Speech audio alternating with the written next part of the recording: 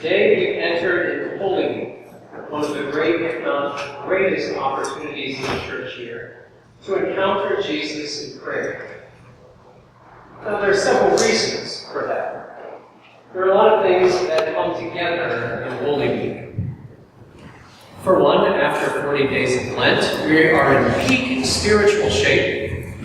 Or, depending on how you did, you're, I hope, at least more spiritually aware than usual. And that makes it easier to get caught up in the zeal of Holy Week. To, with the finish line in sight, say, we can do a little more. It's just for a week. And then also, there's an energy that comes from being part of a community. Of course, during Holy Week, we're celebrating with billions of Christians all over the world the same mysteries leading up to Easter. And then, here in our parish, there are more Holy Week liturgies than on other weeks. We have more opportunities to gather together. And so the sense of being together as a parish family is a little bit greater. There's a sense that we really are all in it together. And then also, not only do we have these liturgies, they're different, as you might have noticed, than the usual Sunday Mass. They're focused on the most action-packed parts and narrative parts of the Gospel. The easiest parts to imagine and identify with. And that's reflected in the drama of the liturgies. They capture our attention. They help to engage our Christian imagination. And so all these things come together to create this special atmosphere for finding Jesus in mental prayer or meditation. So this is more than just saying our prayers or praying for others. That's great. Don't stop doing that, ever. But meditation is very, very important, because that's how our relationship with Jesus becomes personal.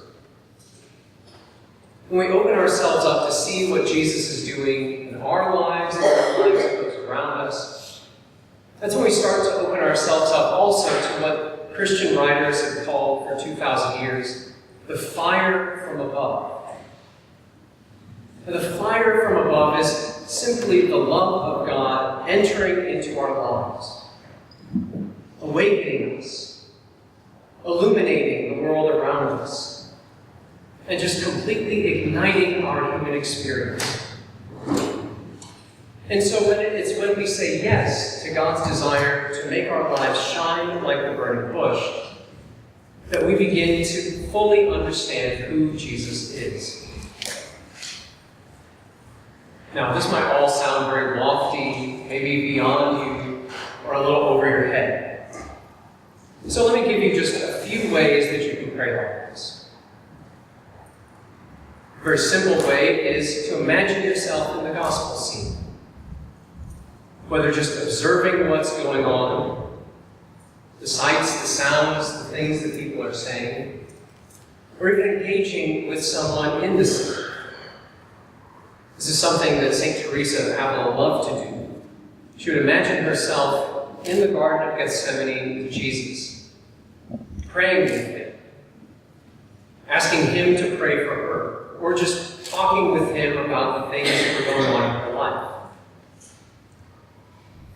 Now, another thing you can do is called Lectio Divina, or simply Holy Reading. And that's nothing more really than sort of intuitively reading the Gospel as we might think we should, which is slowly and deliberately, and then when something catches our attention, to just pause and rest in it, and to think about it until we can move on to something else.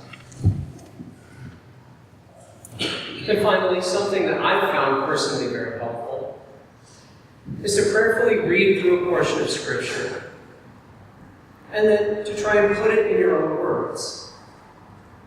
Not in a sort of methodical way, like you're trying to translate the Gospel anew, but more like if you were sharing your eyewitness testimony with someone who wasn't there.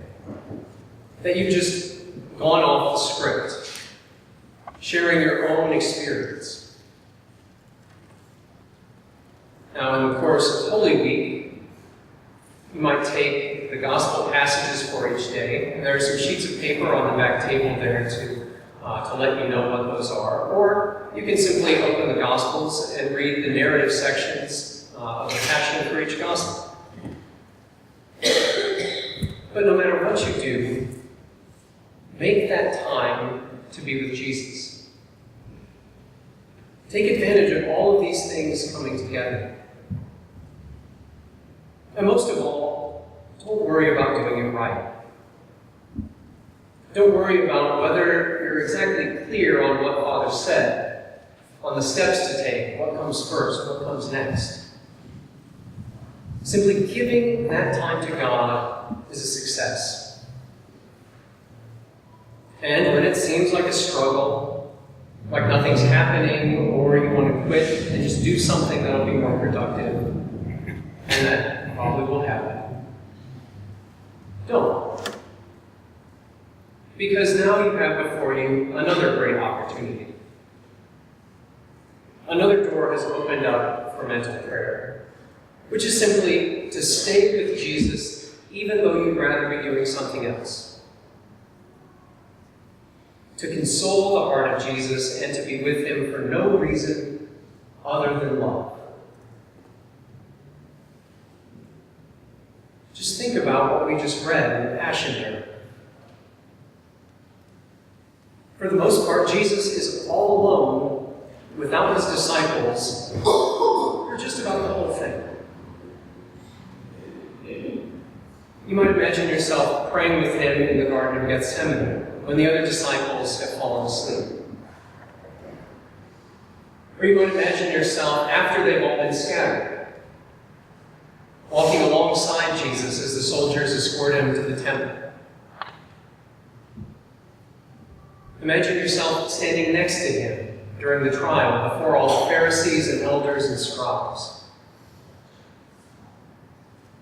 Imagine yourself standing with him as he stands alone in front of the entire battalion of Roman soldiers. Pray with him during the scourging. Help him carry the cross. Or join with John and the Blessed Mother, Mary Magdalene and the other holy women at the foot of the cross. And just be with Jesus.